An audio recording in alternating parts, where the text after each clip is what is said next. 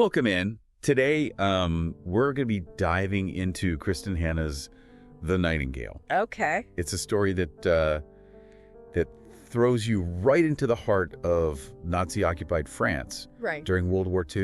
Mm-hmm. You might be thinking Yeah. another World War II story, but trust me, this one hits different. It does. It really does. The Nightingale, it's not just about the war. Yeah. It's about quiet heroism of like everyday people, Yes. and especially women who are facing these just unimaginable choices. Yeah. Hannah paints this really vivid picture of what it was like to live under occupation, the constant fear, the moral dilemmas, and the sacrifices that people made to just survive. And at the heart of this story are two sisters, Yeah. Vianne and Isabelle. Right? And you couldn't find two more different responses to the same impossible situation. No, you couldn't. Vianne, the elder one, is all about practicality. Yes. Think of someone fiercely protective of her daughter. Mm-hmm. Someone who believes the best way to survive is to keep your head down and follow the rules. Yes. No matter how much it hurts. Which, when you're living under Nazi occupation, is a lot easier said than done. Right. And that's where Isabelle comes in. Yeah. You know, you read those early descriptions of her, and she is a firecracker. Oh, yeah. Always drawn to these really grand gestures. Yeah. Like that moment when she stands up to the German soldiers marching into her town. Oh, gosh, yeah. It's like she's almost incapable of backing down from anything, even when it's really dangerous. Talk about a recipe for disaster. I know. Right. But it makes you think, in that situation, would you be more like Vianne, prioritizing survival Oh, absolutely. at all costs? Or Yeah. like Isabelle, driven by this like burning need to resist? And that's what makes The Nightingale so gripping. Yes. It's that it doesn't offer you any easy answers. Right. It forces you to confront the kind of the messiness of human nature in wartime. Yeah. Take Vianne, for example. Okay. As the occupation gets worse and worse, she's forced to make these excruciating decisions, each one chipping away at her sense of right and wrong. Right. Think about it. Yeah. Hiding refugees, Yeah.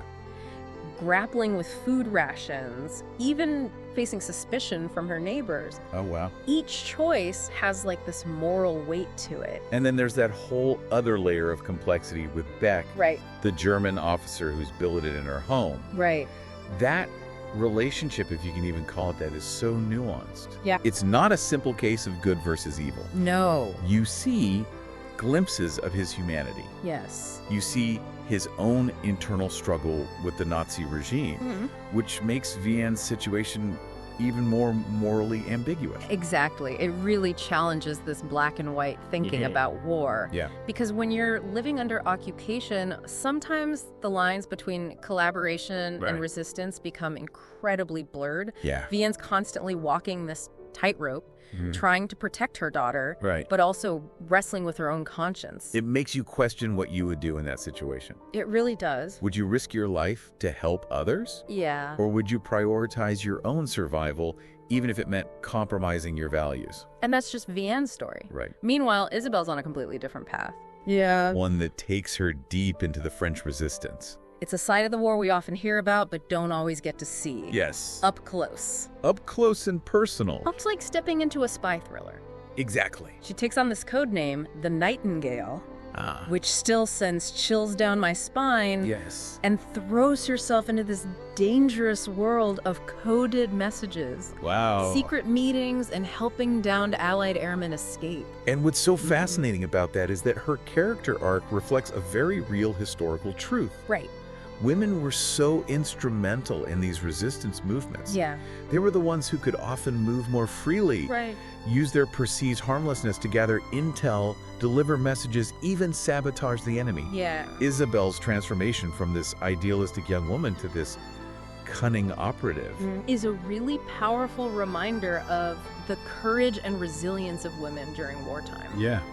Really is. And it wasn't just logistics. Okay. You know, these women were putting their lives on the line every single day. Yeah. Remember that excerpt we were talking about where Isabelle witnesses the brutal execution of a fellow resistance fighter? Oh, yeah. I mean, that scene really drives home the constant danger Right. and the emotional toll that it took on them. It's heartbreaking. It really is. And it makes you realize that Isabelle's bravery wasn't just about being fearless. Yeah. It was about facing that fear. Right. That knowledge that capture could mean torture or even death, Absolutely. and choosing to fight anyway. Exactly. And you know her story, while fictional, Right. it echoes the experiences of countless women who risked everything to resist Nazi oppression. Yeah. They understood that their fight wasn't just about like military objectives. It was about protecting their values, their communities, their very way of life. And speaking of protecting loved ones, Yeah. let's circle back to Vianne. Okay.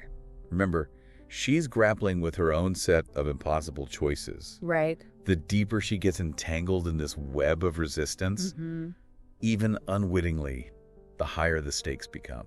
Absolutely. And Hannah does not shy away from showing Yeah. the really devastating consequences of some of these choices. Right. Think about that scene where Vianne loses a close friend during a bombing raid. Oh my gosh. It's a stark reminder that even in the quietest corners of war-torn France, Yeah.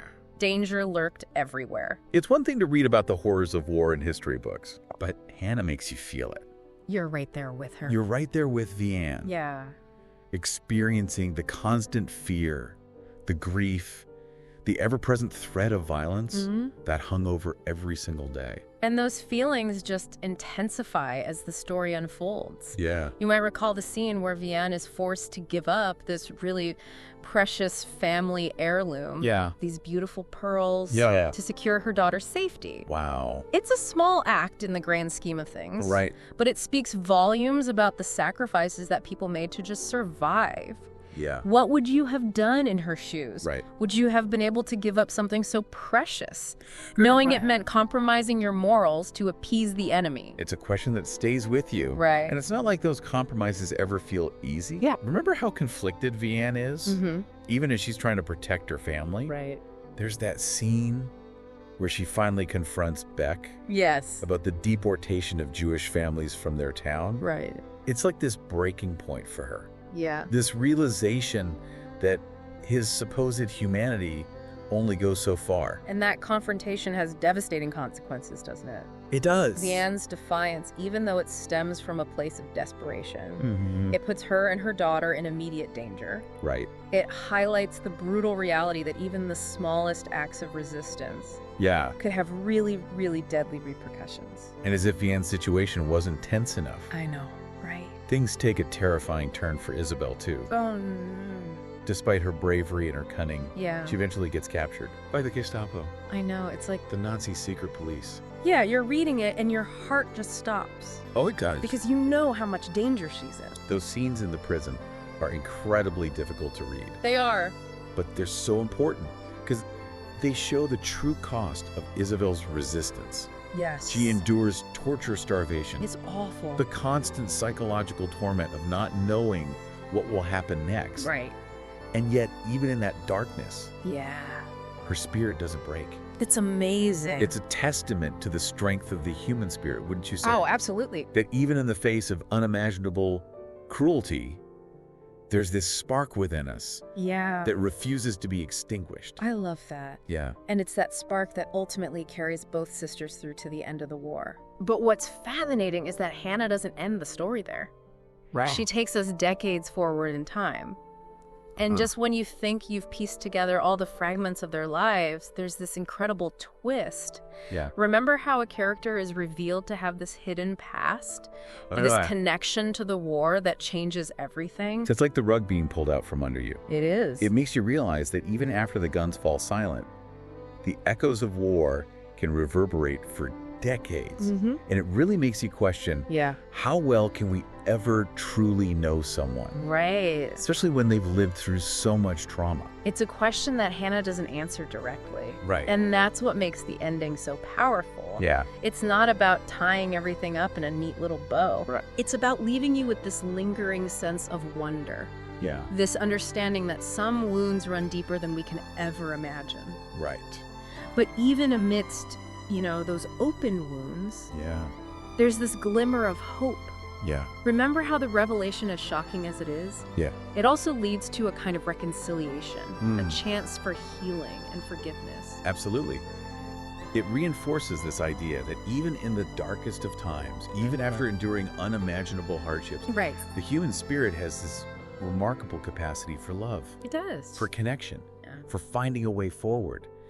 And that's what makes the Nightingale so much more than just a war story. It really is. Yeah. It's a story about the resilience of the human heart. Exactly. It's about the choices that we make, the secrets that we carry, and the ways that our pasts shape us. They don't define us, but they shape us. Yeah. It's about finding the strength to forgive both ourselves and others, Right. so that we can move forward without forgetting the lessons that we've learned along the way. So as you finish The Nightingale, I hope you'll take a moment to reflect on the incredible stories of Vianne and Isabelle. Yeah. Consider how they navigated this impossible situation, Yeah. the sacrifices they made, and the strength they found within themselves. Mm-hmm. What resonated with you most about their journeys? Right. And how would you have responded to the moral dilemmas they faced? It's a story that really stays with you long after you've turned that last page. Yeah. It challenges your assumptions. It expands your understanding of courage and resilience. Right. And it leaves you with such a profound appreciation for the enduring power of the human spirit. It really does. It really does. Thank you for watching. If you like this video, please hit the like button and subscribe the channel. Please share your feedbacks and thoughts through comments.